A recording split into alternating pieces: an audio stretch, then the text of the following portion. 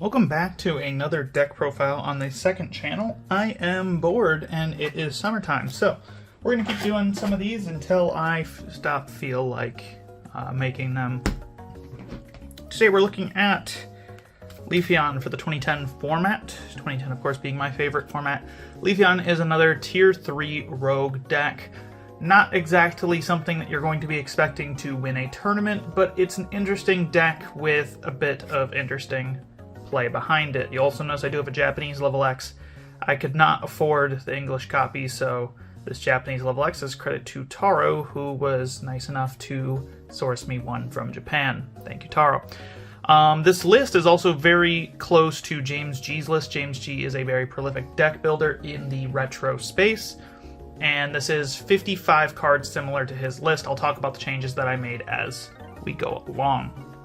Starting off, we have 4 copies of Eevee. No question that we need 4 copies of Eevee in this deck. This is one of the rare decks where it has a bit of a strange, as you know, Eevee does not evolve normally, so it's got a bit of a weird evolution route. The camera's a little tilted wrong, but I don't want to fix it too much. There we go. We'll just readjust it like so. Now we get the whole mat. Cool. That's exciting. 4 copies of Eevee.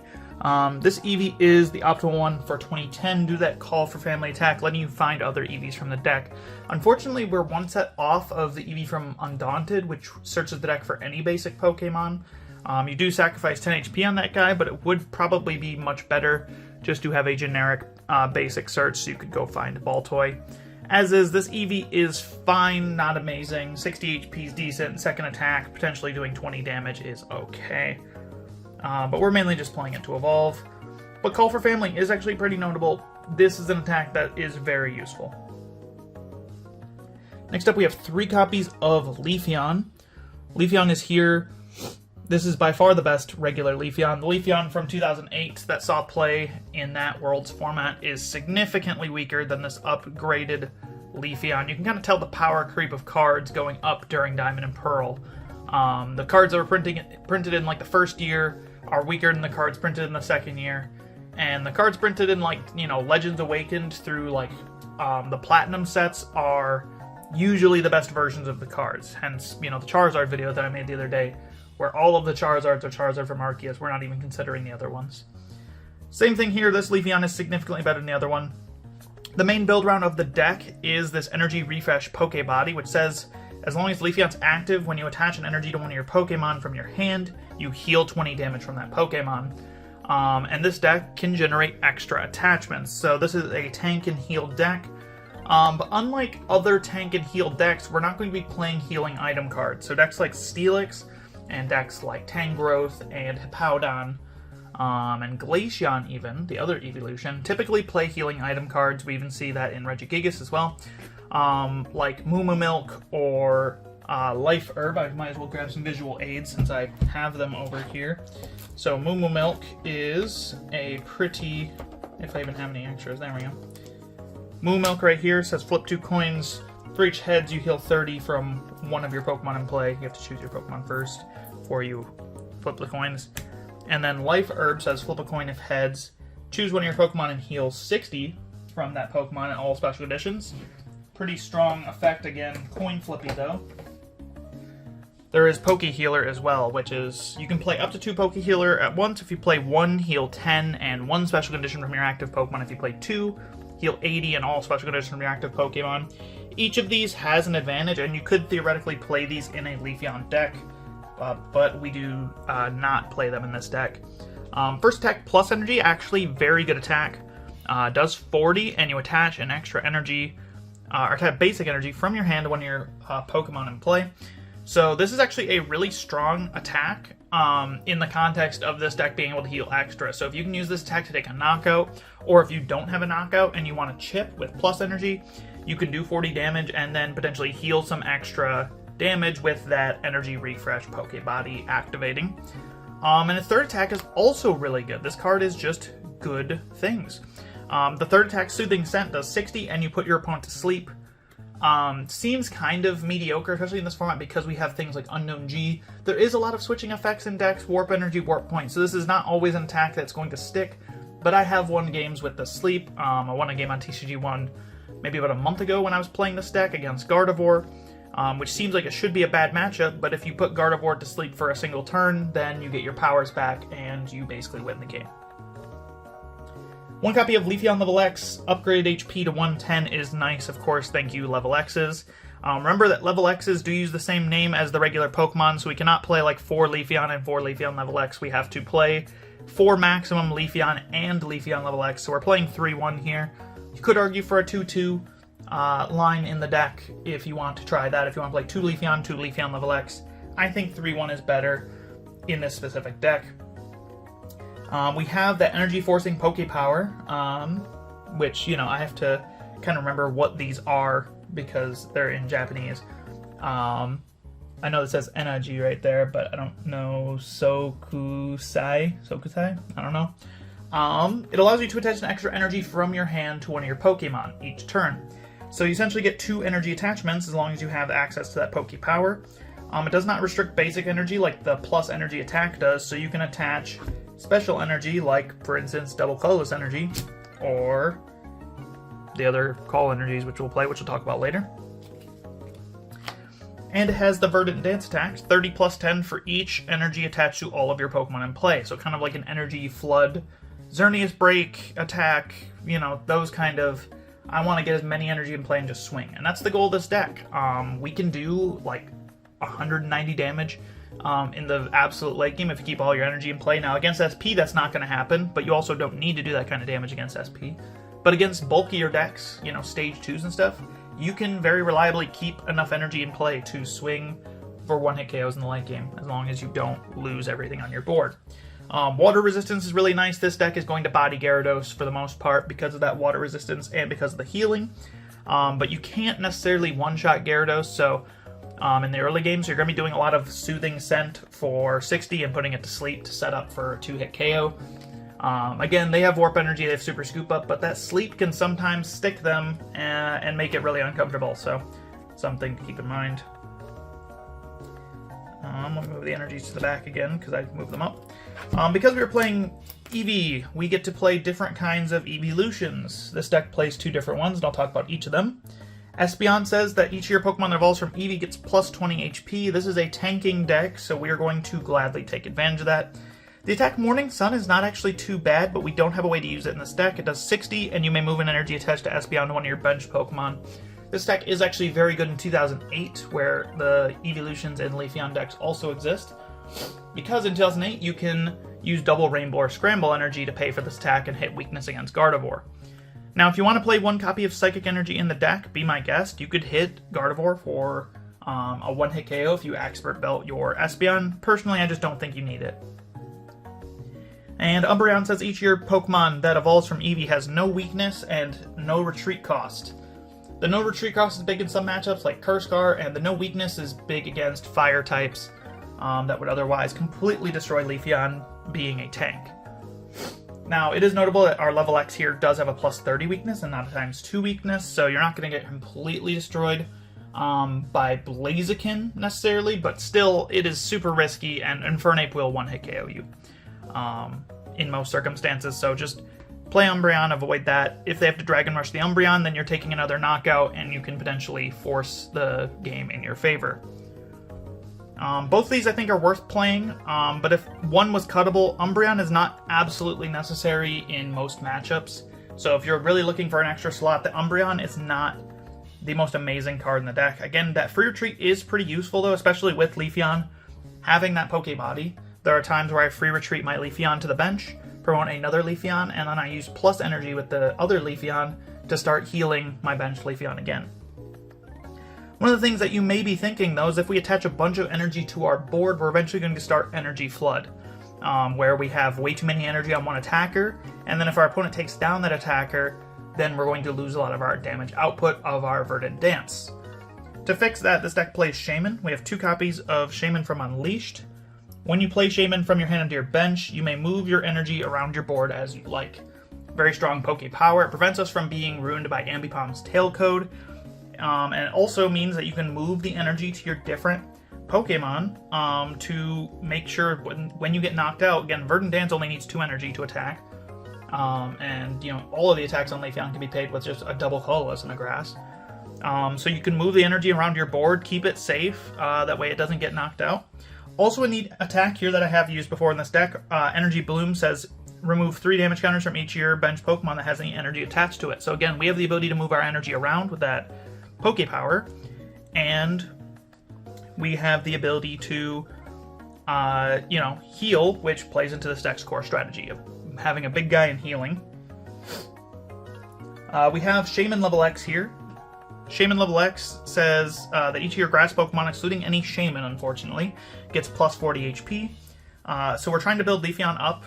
With Espeon, you'll have 130. With Shaymin, you'll have 170. And with Expert Belt, which we'll talk about later, you'll get up to 190 HP, creating a pretty formidable tank that is self-healing. Seed Flare is an okay attack. You choose as many grass energy from your hand as you like and attach them to your Pokemon any way you like. If you do, it does 40 plus 20 for each grass energy you attach. Now you don't get the bonus of healing because if Shaymin is attacking, that means Leafeon's not active. But there is scenarios in which you need extra attachments in play. For Verdant Dance, that this could be helpful, but I have not found myself using this attack very often. And we have 1 copy of Shaymin Level X from Platinum, or the other Shaymin Level X from Platinum. This is Skyform Shaymin. Skyform Shaymin, a little bit of a different game plan here. Instead of having, being on the offensive, being on the defensive, this is more offensive. For your retreat cost is very nice. You can level up a Shaymin with this and then retreat out. Typically, though, if you're going to be leveling up and then retreating out, you're going to want to do the land form for that bonus HP. This Shaymin's in there to get in the paint. Fighting Resistance is a unique benefit to this card that nothing else in the deck has besides Baby Shaymin, so worth keeping in mind. And then it has a Pokebot. It says that each of your grass Pokemon, if any of your grass Pokemon are knocked out by damage from an attack, Shaymin does 60 more damage with its attacks during this turn. So what you can do is you can launch an Energy Flare for 110 damage, and against Luxchomp, this will one-hit KO anything in their deck besides Dialga if they run that. So this is a great way to take a revenge KO and kind of uptrade once your Leafeon goes down against Luxchomp. You'll be able to get a second Leafeon online against Luxchomp, but you're not going to be able to necessarily, or even want to, chain Leafeon knockouts. So if you can get in there with something like Shaymin that has a free retreat cost and a valuable attack, you can take a knockout and then, of course, kind of offset the pace of the game for Luxchomp. Also valuable for hitting 110 against things like Gardevoir as well, if they're not expecting it. You can just, at any point in the game, have an energy on a Shaymin, level it up, and then attach another energy for Energy Flare. Energy Flare also lets you move the energy around your board as you like, just like that Poke Power, so you can attack with a Shaymin, and if you know it's going to get knocked out, let's say against something like Steelix Prime, you see the Steelix coming back up, you know it's going to get knocked out, I'm going to move all the energy off the Shaymin, so when it dies, I don't lose any energy for my Verdant Dance.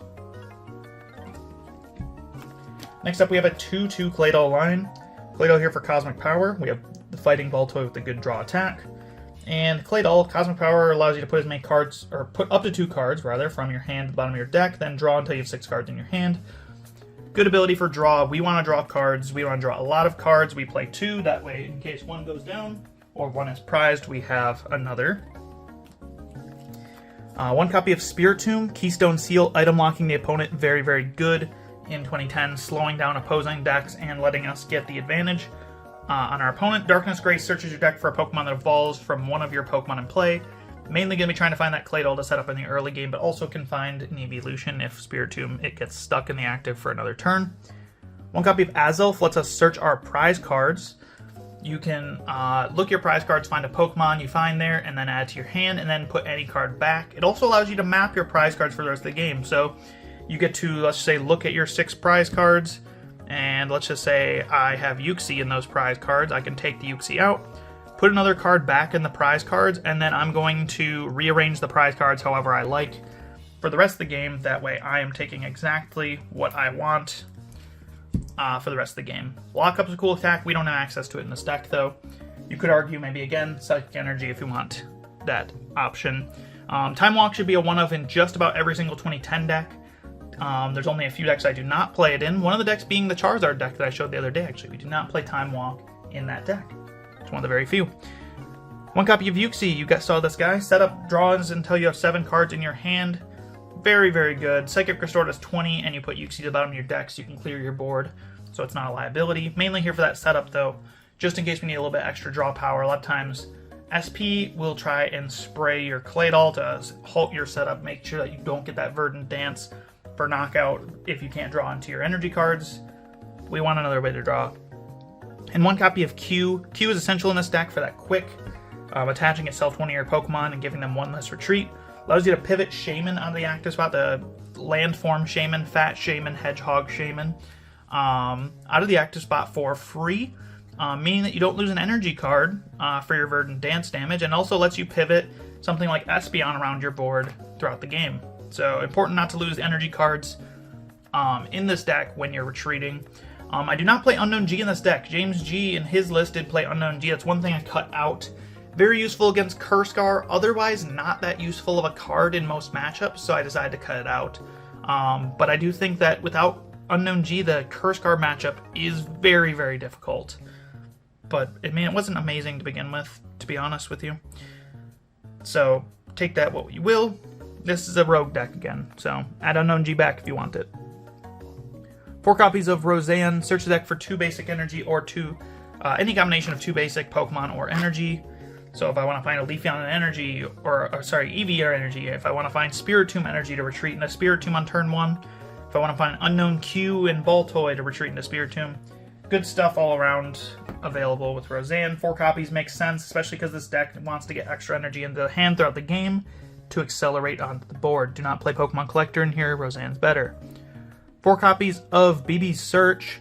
Put any card from your hand on top of your deck, then search your deck for any Pokemon. We have lots of Pokemon that are not basics in this deck, like Shaymin and Leafeon and Claydol. Claydol especially we want to get out in the early game, and then in the mid to late game we want to get our Leafeon on the board. 3 copies of Professor Oak's New Theory. This is the exact same draw supporter that James G uses in this deck, and I'm chosen to stick with it. You could potentially play Judge in this deck to have hand disruption, but frankly, this deck is just kind of reliant on getting set up faster than the opponent. There's not a lot of really disruption that you're doing to your opponent ever other than the sleep effect. So just focus on getting your board up as quickly as possible rather than worrying about what your opponent is doing. 4 copies of Pokemon Communication to our item cards now. Put any Pokemon from your hand into your deck and then search your deck for another Pokemon. You can even search the same Pokemon, so I can put back a Uxie into the deck and find Uxie again to draw more cards because I've now burned a card from my hand. This is very good in this deck. We want lots of Pokemon search because we have lots of Pokemon we want to get on the board as soon as possible. We do not play Luxury Ball in this deck. Luxury Ball is a great search card. However, it cannot find level X's, and this deck is a little too reliant on level X's to have a search card that does not find them. We do have a card that does find level X's, though, being Premier Ball. 2 copies of Premier Ball. Search your deck or discard pile for a Pokemon level X and add it to your hand. This is both a recovery card in this deck, and it is also a way to search the deck for your Leafeon or Shaymins. A lot of times early on, you'll want to use this to find your Leafeon. I would not use 2 of these to find level X's from the deck. You'll want to keep 1 as a recovery, but a lot of times early in the game, go find that Leafeon ASAP, get it out, and then the second one can be recovery. 2 copies of Warp Point. We have our Pseudo Gust Push effect. Same effect as Escape Rope, where each player has to switch their active Pokemon, but your opponent gets to choose, and you get to choose what gets brought up. This is a way to gust in this deck, when otherwise we don't play gusting cards. We do not play any way to forcefully target down our opponent's bench. So having a little bit of way to get ourselves a better target to attack is very important in the 2010 format. Does not push Spiritomb, unfortunately. So Spiritomb can be a hindrance. You sometimes just have to smack into it.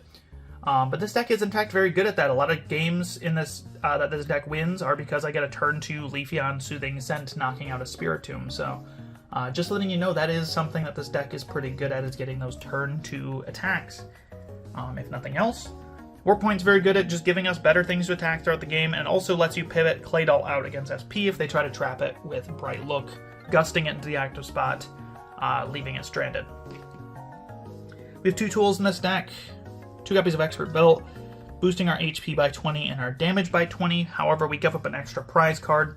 The extra prize card deficit is of no concern to this deck, because if your opponent is taking down your Leafeons, you're in a bad spot anyway. So we just want to keep them alive and keep them doing as much damage as possible. But there are matchups like Curse Guard where you actually want to hold on to the Expert Belt so that Uxie can do a knockout with Psychic Restore and put itself back into the deck with the Expert Belt. That way you avoid getting too prized by Poltergeist, and you also avoid your opponent being able to use their Feigning Spell Poke Power, which activates when you knock them out with damage from an attack. If you knock them out with Expert Belt, Uxie, or just Uxie in general, then it doesn't activate because Uxie is gone from the board. Unfortunately, Feigning Spell was not worded correctly in my opinion, because it does not get turned off by any special conditions, which is what should happen, you know, as a Poke Power. Poke Powers get turned off by special conditions. Weirdly, Feigning Spell does not. So unfortunately, you cannot sleep Gengar to get around that, though that seems like a design oversight more than anything, because I really feel like sleep should get around Poke Powers. That's kind of how they're meant to be designed. I get the idea that Gengar's dead already, but like still, like that would be such a more interesting design philosophy. You'd have reasons to play cards like this more in the format if you could get around Gengar with sleep. One copy of Pokemon. This is of Night Maintenance. This is the same effect as Super Rod. Shuffle 3 in any combination of Pokemon and Basic Energy back into the deck. You can do up to 3, so you don't have to do 3, which is nice. But usually you're going to get 3. A lot of times you want to get energy in the stack back into the deck so that you can continue funneling your attacker. Sometimes your Shaymin goes down, or Unknown Q is a lot of times a very useful piece of this deck that goes down that you want back into the deck. 2 copies of Dawn Stadium. This is a very scripted card being in the deck. Leafeon's literally on the card. I wonder what they expect you to play this with. Whenever you attach energy from your hand to one of your grass or water Pokemon, remove 1 damage counter from and all special conditions from that Pokemon. Careful not to play this against Gyarados, because Gyarados will take advantage of the healing and will heal your sleep effect if you try to do that to them. However, otherwise, this is a pretty strong card. Being able to heal 10 damage compounds on that healing with Leafeon, so now you're healing 30 damage for each energy that you attach, which is pretty good. James G did have a card in this deck to allow us to heal 40 damage for each energy attached, but I have taken that out. We'll talk about that in a minute. 4 copies of Double Colorless Energy. This is an inarguable part of the deck. It's the only reason the deck is still, in my opinion, good in this format. I'm going to move these a little over, that way we can see these DCEs more, because it's getting a little off the mat. Pardon me for just a second. Maybe we'll just throw the Dawn Stadiums over here.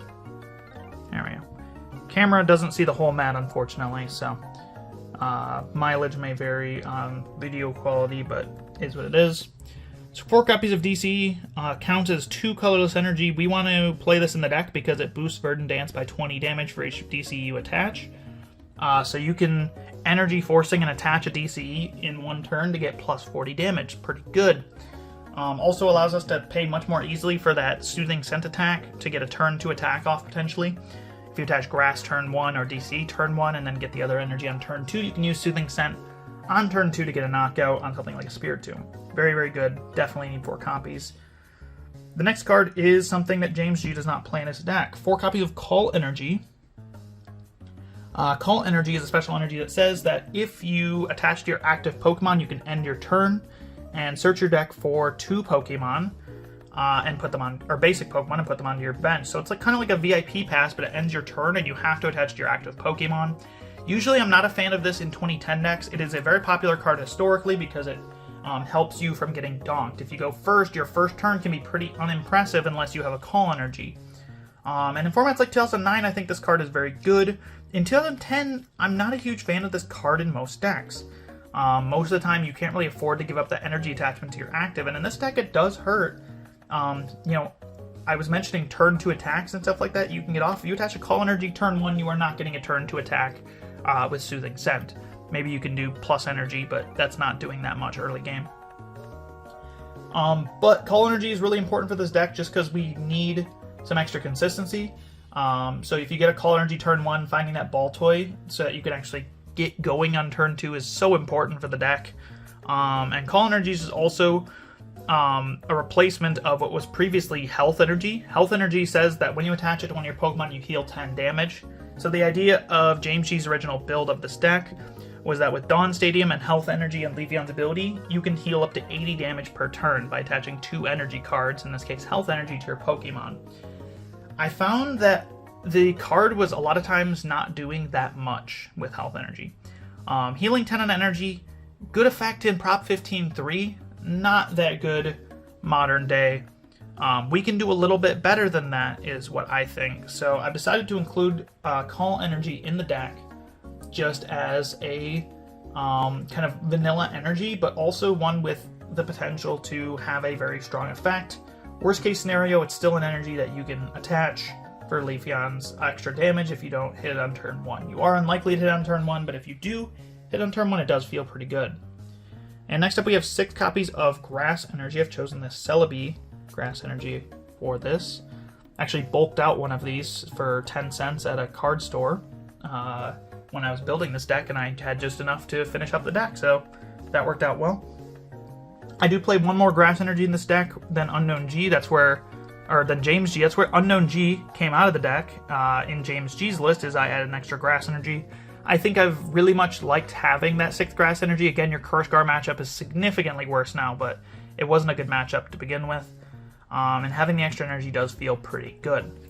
Leafeon is again a tier 3 deck. You're going to dominate some decks like Steelix Prime that relies on tanking. You can just one-shot them in the late game. Just play conservatively. Don't give up any energy throughout the entire game. Just keep building up your attachments until it's time to just swing for one-shots. And then protect your energy with, of course, Shaymin. That way you don't lose it all. And there's decks like Luckchomp that you can definitely outpace. There's also decks that this deck has a horrible matchup against, though. Luckchomp Fire is pretty difficult because their ability to kill Umbreon with Dragon Rush and then kill you with Fire. And then Dialga turns off your bodies. This is a deck so reliant on bodies. And Gengar leveling down is also insanely bad for this deck. This deck has many level X's that it relies on keeping in play for that extra HP. So Cursegar is a bad matchup. Fire decks are a bad matchup. ERL is a bad matchup. Stuff like that.